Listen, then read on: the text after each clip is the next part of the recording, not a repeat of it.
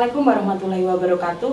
Perkenalkan, nama saya Binti Lutfia Nuraini. Di sini kita akan membahas mengenai kaidah bahan belajar yang akan ditemani oleh salah satu dosen teknologi pendidikan Universitas Negeri Malang dengan Bapak Dr. Henry Prahergiono, SSI MPD. Assalamualaikum Bapak. Waalaikumsalam. Bagaimana Bapak kabarnya? Alhamdulillah, masih sehat. Alhamdulillah. Baik Bapak, di sini saya akan menanyakan beberapa hal terkait dengan kaidah bahan belajar. Iya, Bu, kaidah. Iya. Yang pertama, apa sih yang harus ada dalam bahan belajar itu, Pak? Oke. Baik, ini kita memilih dari diksi lagi ya, bahan ajar atau bahan belajar, mau teaching material atau learning object. Nah, baik.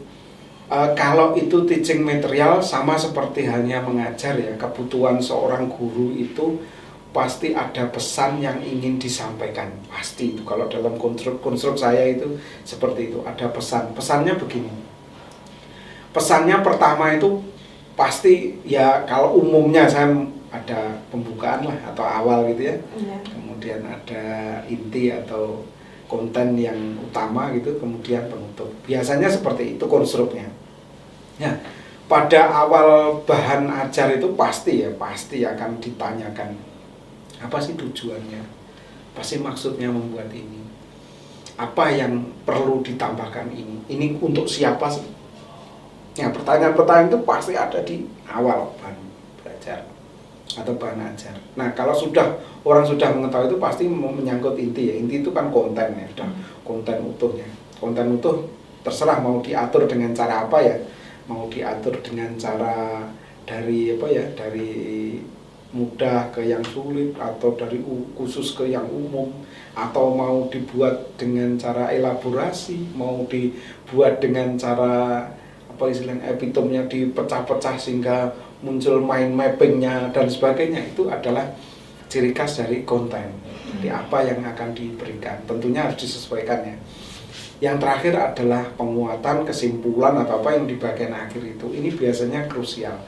Banyak sekali kita melihat ya, cara bahan ajar hanya diberikan kontennya saja tanpa ada pernyataan di awal. Kadang-kadang langsung, ini kontennya, pelajarilah. Cara mempelajarinya bagaimana? Tiba-tiba mereka diminta untuk membuat konklusi dari semuanya. Mereka akan kebingungan, membacanya ini gimana nih? Karena tidak diberi awalan ya, bahan belajar atau bahan ajarnya tidak diberi awalan yang cukup, sehingga pembelajar kebingungan. Nah, itu mungkin caranya supaya supaya lebih efektif cara pandangnya ya, kaidahnya yang penting ya, isinya yang harus dipecah seperti itu. Itu.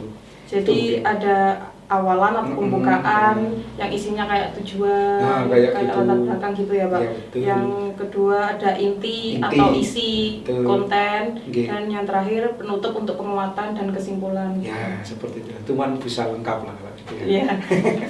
Yang kedua Bapak, apa yang harus dilakukan untuk membuat bahan belajar? Ya, kalau itu sebuah proses ya, kita tidak bisa seperti membuat sesuatu yang instan ya, sebenarnya bahan belajar. Tapi walaupun seperti itu, kita bisa saja mengambil dari tempat lain, itu kan cara yang instan. Tapi kalau memang mengembangkan sendiri, itu ada prosesnya. Proses umum kalau pengembangan ya, yang paling tua lah yang saya kenal itu ya, mulai dari analisis, desain, development, implementation, dan evaluation. Itu kalau yang utuh ya. Utuh. Ada pula yang mereka hanya mendesain bahan, ada konstruk ya yang mengatakan dia mendesain bahan ajar atau mendesain bahan belajar. Tentunya hanya dimulai dari analisis, desain, terus kemudian langsung dia meloncat ke implementasi ya. Karena biasanya untuk kecepatan ini kan tidak sampai ke evaluasi, udah buat aja, analisis siapa audiennya, udah ketahuan tujuannya apa. Oh, ini tujuan pembelajarannya ini, seperti ini. Nah, itu biasanya dilakukan short course ya, kursus-kursus pendek seperti halnya begini. Cara ibu-ibu ya, cara di kenaan itu saya terngiang pada waktu PKK dulu ya. Ibu saya juga itu. Itu caranya membuat bolu supaya makroknya bagus itu pakai berapa mengembang itu ya. Lah itu saya mengingat itu mereka melakukan analisisnya hanya audiennya. Siapa sih? Oh ibu-ibu PKK. Oh ya siap. Masak-masak aja lah. Nah gitu kan. Hanya itu saja. Iya. Setelah itu langsung dibikin. Ada gampang. Udah alat-alatnya siapkan. Tidak melakukan pelatihan atau apa karena mereka sudah advance ya. Wah itu pengajarnya itu dengan lihai itu sudah mempraktekkan. Itu juga bisa langsung jadi. Jadi bahan ajar bisa disusun kayak sebuah rentetan pengembangan atau ya hanya desain saja. Boleh. Secara umum itu ada ya, analisis, betul, desain yang harus gitu ya, dong. Pak. Iya, Pak.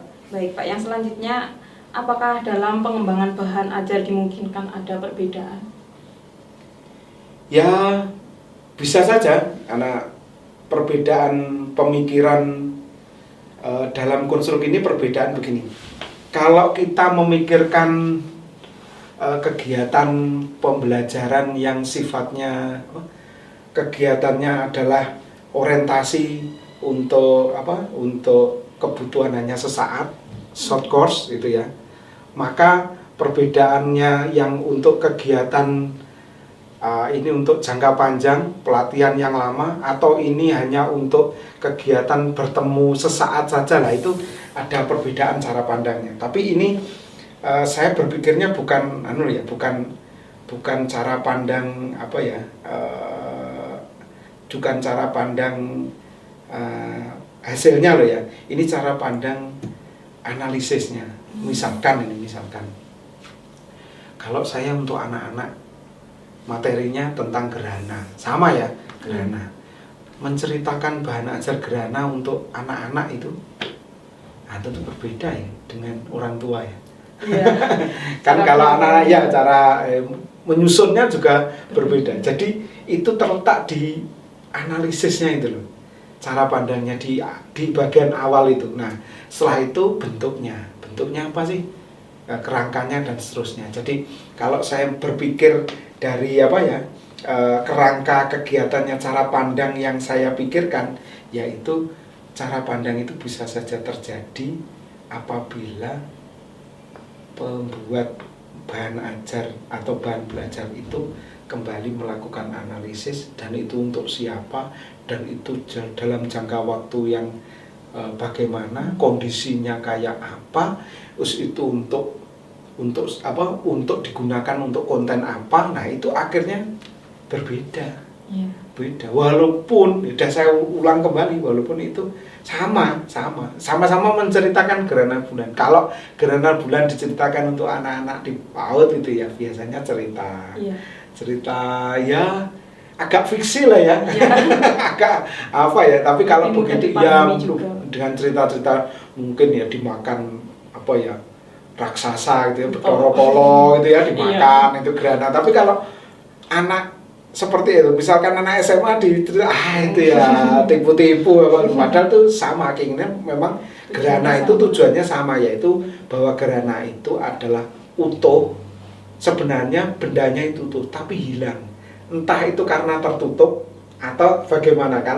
Kalau anak-anak kan belum bisa ya, tertutup itu gimana ya, dimakan itu kan tertutup ya. Nah itu keluar sedikit. Nah, oleh karena itu memang penting sekali cara pandang itu dibangun dari analisis. Nah, perbedaannya itu nanti ya tergantung kondisi, tergantung apa gitu ya.